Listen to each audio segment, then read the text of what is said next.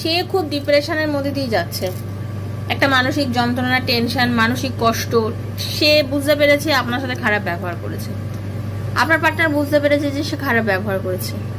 সে না কোনো রকম ডিসিশন নিতে পারছে না বর্তমানে, বুঝতে পেরেছেন তো? সবসময় একটা মানে যেন একটা ব্যালেন্সের মধ্যে চলছে, সবসময় একটা ডিসব্যালেন্স অবস্থায় রয়েছে, বুঝতেই পারছে না কি করবে। কারণ এই যে স্টাক সিচুয়েশন, এই যে নেগেটিভিটি, এই যে আপনাদের মধ্যে যে দূরত্ব যেটাই ঘটেছে কেন, উনি ভালোই বুঝতে পারছেন যে এই জিনিসগুলো লাইফে ঘটানোর পরে না জীবনে কোথাও যেন কি একটা থমকে গেছে, জীবনটা কোথাও কি একটা আটকে গেছে, কোথাও জীবনটার মধ্যে যেন আর কোনো হেলদোল নেই,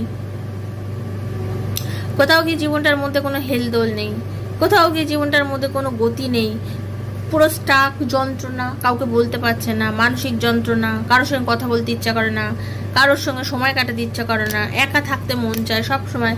পাস্টের কথা যেন ওনার জীবনকে গ্রাস করে রেখেছে, পাস্টের সমস্যা যেমন ওনার জীবনকে গ্রাস করে রেখেছে। উনি চায় খুব স্ট্রেট ফরওয়ার্ড ওয়েতে এগিয়ে যেতে, কাউকে কিছু বুঝতে না দিতে। জীবনে অনেক কঠিন কঠিন ডিসিশন উনি এই মুহূর্তে নিয়েছেন, কিন্তু নিলে কি হবে, উনি কিন্তু এগোতে পারছেন না।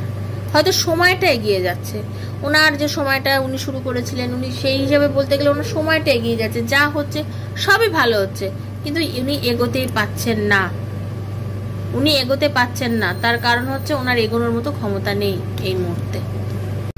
কনফিউশন, সবসময় কনফিউজড, মানে কি করব লাইফে বুঝতে পারছে না, চরম কনফিউশন। কারণ এই যে আপনাদের সম্পর্কটা মানে একটা না খুব বাজে সম্পর্কের মধ্যে, আপনাদের রিলেশনশিপটা একদম, যারা আজকে রিডিং করছেন মানে কোনো একটা অদ্ভুত কারণ, অদ্ভুত একটা টেনশন আপনার সম্পর্কটাকে জাস্ট ভেঙে দিয়েছে।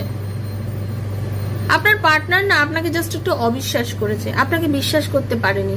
আপনাকে বিশ্বাস না করে কোনো রকম ভাবে সে যেন আপনার কাছ থেকে ছেড়ে যেতে পারলে বাঁচি, চলে যেতে পারলে বাঁচি, জীবনে যেন আর দরকার নেই সম্পর্কটা, আপনাকে ছেড়ে যেন সে ছাড়তেও চেয়েছে, কিন্তু ছেড়েও বুঝতে পারছে না যে ছেড়ে কি ঠিক করলাম, সম্পর্কটা তো আর নেই, সম্পর্কটার কোনো গ্রোথ নেই, সম্পর্কটার কোনো রিউনিয়ন নেই, কোনো কথা নেই, একদম স্টপ।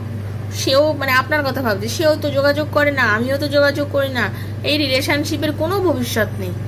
আমি বুঝতে পারছি এই রিলেশনশিপে আর কোনো ভবিষ্যৎ নেই, কারণ আমি বারবার ওকে কষ্ট দিয়েছি, ও বারবার আমার লাইফে আবার ফিরে এসছে। আমি একটুখানি কথা বললেই ও আবার আমার লাইফে ফিরে এসছে, আবার আমাদের সম্পর্কটাকে ও আঁকড়ে ধরেছে, বেঁচেছে, জীবনটাকে আমরা সুন্দর করে আবার এগোতে চেষ্টা করছি। কিন্তু আজকে জানি না কি হবে, কিন্তু আমি এই মুহূর্তে বুঝতে পারি যে আমি ওকে খুব ভালোবাসি, আমি ওকে খুব ভালোবাসি, আমার মধ্যে ওর জন্য সত্যিকারের প্রেম আছে, এখন আমি ফিল করি।